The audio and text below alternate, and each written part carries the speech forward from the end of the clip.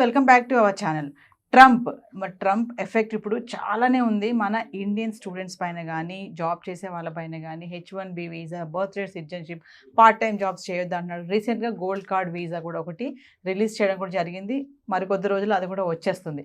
So Trump హవా ఎలా ఉంది, మరి ఇప్పుడు ఉన్నటువంటి పరిస్థితిలో అక్కడ ఉన్న వాళ్ళ పరిస్థితి ఏంటి, ఇక్కడి నుంచి వెళ్ళాలి అబ్రాడ్ ఎడ్యుకేషన్, అమెరికాలో వెళ్ళి సెటిల్ అవ్వాలి, అక్కడికి వెళ్ళి ఉద్యోగం చేయాలి అనుకునే వాళ్ళ పరిస్థితి ఏంటి, వాళ్ళు ఎలాంటి ప్రిపరేషన్తో ఉండాలి, వాళ్ళ ఫ్యూచర్ పరిస్థితి ఇదంతా ఏంటి అనే దానిపైన మాట్లాడడానికి ఈరోజు మనతో పాటు ఉన్నారు మేనేజ్మెంట్ కన్సల్టెంట్ సంపత్ సముద్రాల గారు. సార్తో మాట్లాడదాం. నమస్తే సార్. నమస్తే అండి. సార్, మరి ట్రంప్ ఆల్రెడీ మనం కొన్ని వీడియోస్ చేశాము. మరొకసారి ఏంటంటే ఇప్పుడు ఉన్నటువంటి పరిస్థితిలో అక్కడ ఉన్న వాళ్ళ గురించే కానీ, ఇంకా అమెరికా పైన మోజు తగ్గని వాళ్ళు కూడా చాలామంది ఉన్నారు. పరిస్థితులు చూస్తున్నా కూడా ఇంకా వెళ్ళాలి, అక్కడ సెటిల్ అవ్వాలి, అక్కడ చదువుకోవాలి, అక్కడ ఉద్యోగం చేయాలనుకునే వాళ్ళ మైండ్ సెట్ ఇంకా ఏం మారలేదు. సో అలాంటి వాళ్ళకి ఒకసారి అంటే యూఎస్ఏ ఇంకా వెళ్ళలేరు అని అంటే ఏం చెప్తారు? చాలా క్లియర్గా ఉందమ్మా స్కీమ్ సిస్టమ్. ఎక్కడైనా కూడా every country want to protect there citizens, they want to protect there this thing. Trump ఎప్పుడు కూడా మేక్ యుఎస్ గ్రేట్ అనే మాటలోనే ఉన్నాడు. He wants to take care of his people. అయితే దానికి ఏవేవైతే అవరోధాలు ఉన్నాయో వాటన్నిటిని రిస్ట్రిక్ట్ చేయాలి అనేది ఆయన ఇదే. అందుకని మన ఎంట్రీ ఇంటు ద కంట్రీని రిస్ట్రిక్ట్ చేశాడు. అయితే ఆయన చాలా క్లియర్గా చెప్పాడు. తర్వాత చాలా డిస్కషన్స్లో మనం కూడా మాట్లాడాము. వేరే లాట్ ఆఫ్ అదర్ కవరేజెస్లో కూడా మీరు చూసినట్టయితే ఆయన he is not against skilled people coming in to his country. When he wants to make his country great, he wants people who are knowledgeable, people who are capable, people who are smart. అర్థమైందా? నేను చెప్పాను కదా, యుఎస్కి జనాలు మన పిల్లలు వెళ్తున్నారు అంటే మనం కంగారు పడాలి. We are having a brain drain. You understand my point. All qualified capable people are moving towards that country అన్న భయం.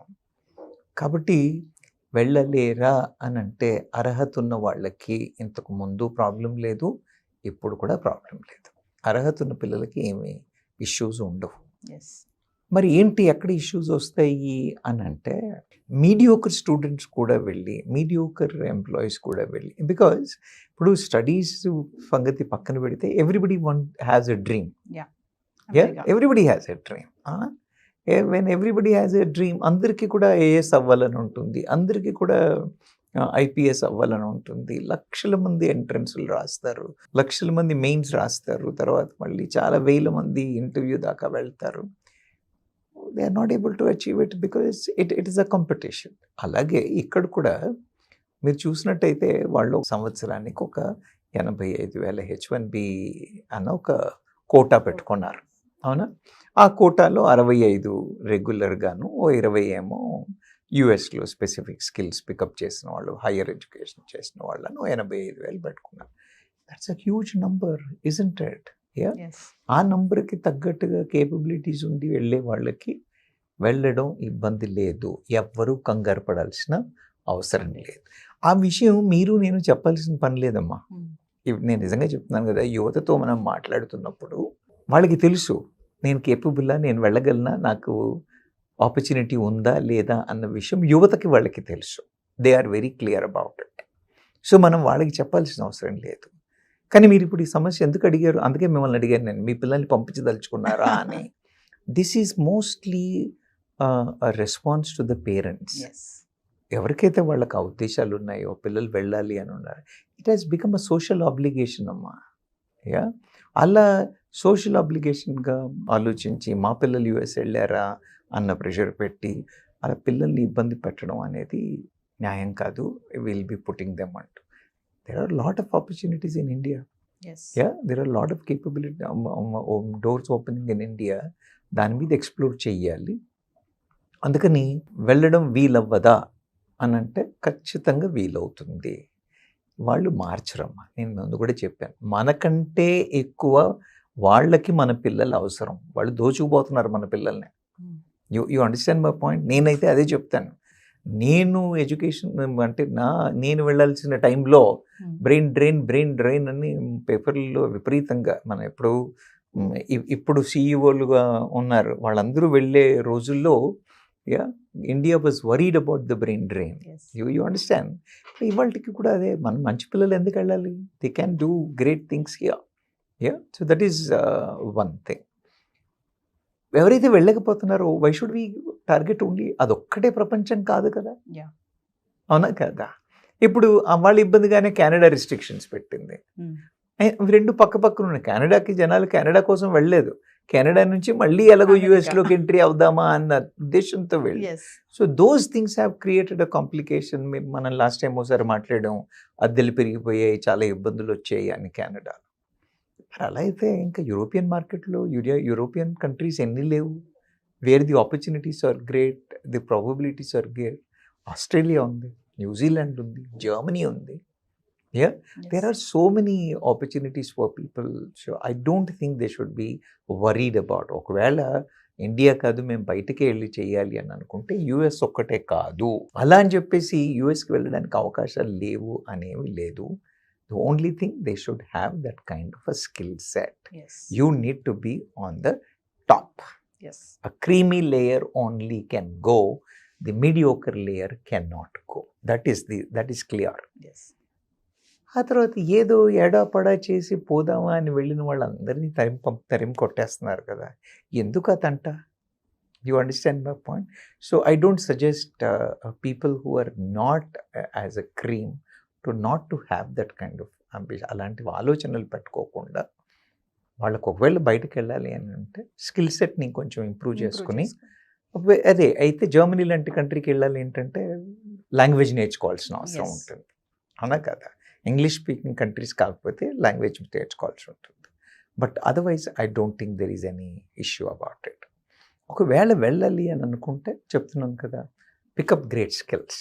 ఇవాళ వచ్చిన ఏఐ, పికప్ గ్రేట్ స్కిల్స్. ఆ ఏరియాలో data science, AI, data science లాంటి సబ్జెక్ట్స్లో టాప్గా ఉన్నట్టయితే ఎందుకు పిలవరు? Then we will come to the other professions. డాక్టర్లే కానివ్వండి, వేరే మెటలర్జీ ఇంజనీర్లే కానివ్వండి, మెకానికల్ ఇంజనీర్లే కానివ్వండి, వాళ్ళ డొమైన్ స్కిల్స్లో మేము వెళ్ళిపోతాము అంటే కుదరదు. కండిషన్ మారింది. అక్కడ వాళ్ళకి అక్కడే కాదు, ఇక్కడ మన దేశంలో కూడా they have to upskill themselves, pick up AI, pick up this kind of advanced skills which can help in their domain. అట్లాంటప్పుడు I don't think they should be any దీని గురించి వాళ్ళు అంత కంగారు పడాలి కానీ వెళ్ళగలమా వెళ్ళామా అని భయపడాల్సిన అవసరం అయితే లేదు. రిస్ట్రిక్షన్స్ ఉంటాయా? ఖచ్చితంగా ఉంటాయి. రిస్ట్రిక్షన్స్ ఖచ్చితంగా ఉంటాయి. పోగలిగేవాడు ఎవడో ఆపలేడు. They will be able to go. వాళ్ళు రేపు ఆపేస్తారా అని అంటే నేను చెప్తున్నాను కదా, ఇన్ని డిస్కషన్లు అయినా కూడా, ఫర్ ఎగ్జాంపుల్ బర్త్ రైట్ మీద he has made a statement. ఏమైంది? It is still in the courts. You understand my point? It is still.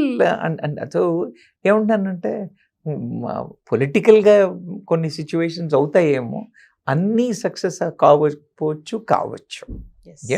So అలా అని చెప్పేసి మన వాళ్ళు కంగారు పడాల్సినంత పరిస్థితి అయితే నాకు కనబడట్లేదు. అయితే H1B కాకపోతే నేనేమంటున్నాను, grow, take over business, try చేయండి. O1 వీసాస్ ఉన్నాయి, L1 వీసాస్ ఉన్నాయి, అవునా? ఇన్వెస్ట్మెంట్ చేసే వీసాస్ ఉన్నాయి, అవునా కదా? ఇవన్నీ ఉన్నాయి. ఒక్క H1B ఒకటే కాదు కదా ఎంట్రీ. ఇఫ్ యూ హ్యావ్ కంపెనీస్లో lateral పొజిషన్స్తో దే క్యాన్ గో దేర్.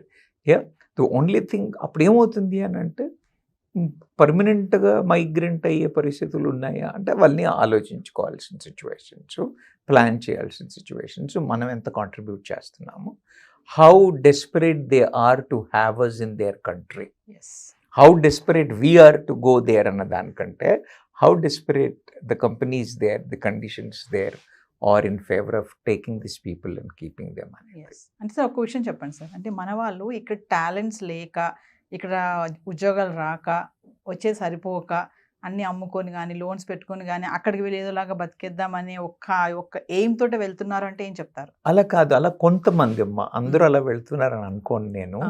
అంటే క్రీమ్ లేయర్లో కూడా చాలామంది ఇండియాలోనే ఉండేసి మేము గొప్పగా చేసుకుంటాం, మేము ఈ కంట్రీ వదలం అన్న వాళ్ళు కొందరైతే అదొక సోషల్ ఇది స్టేచర్ లాగా అయిపోయింది. మా పిల్లలు కూడా యుఎస్కి పోయారు అన్నట్టు అలా అవ్వడం చేత పిల్లలు వెళ్తున్నారే తప్పితే అదేంటి మళ్ళీ పేరెంట్స్ పుషే టు సమ్ ఎక్స్టెంట్, ఓకే, లేదా పియర్ ప్రెషర్. వాడు వెళ్ళాడు, మా బావ వెళ్ళాడు నేను వెళ్ళాలి, మా తమ్ముడు వెళ్ళాడు నేను Yes. వెళ్ళాలి, మా ఫ్రెండ్ వెళ్ళాడు నేను వెళ్ళాలి అన్న పియర్ ప్రెషర్ కొన్నిసార్లు ఈజ్ ట్రబ్లింగ్. కానీ ఇక్కడ ఉండలేక పరిగెడుతున్నారు అని, ఇక్కడ దొరక్క దే ఆర్ గోయింగ్ అని నేను అన్నాను. సో ట్రంప్ అయితే మాత్రం టాలెంటెడ్ స్మార్ట్ గా ఉన్న వాళ్ళకి ఎప్పుడు కూడా అవకాశాలు ఉన్నాయని చెప్తున్నారు. ట్రంపే కాదమ్మా, వాళ్ళకి అవసరం, అవసరం. వాళ్ళకి అవసరం. నాలెడ్జ్ ఉన్న పిల్లలు, Mm. కాంట్రిబ్యూట్ చేసే యువత వాళ్ళకి అవసరం. They will always welcome them. Yes. కనీసం డికేడ్ 2 decades అన్నా Mm. I think they will welcome. ఆ తర్వాత రోజులు ఎలా ఉంటాయో తెలియదు కానీ ఇంకో 10-15 ఏళ్ళు 25 ఏళ్ళ వరకు I don't think there will be any issue. Thank you, sir. Thank you.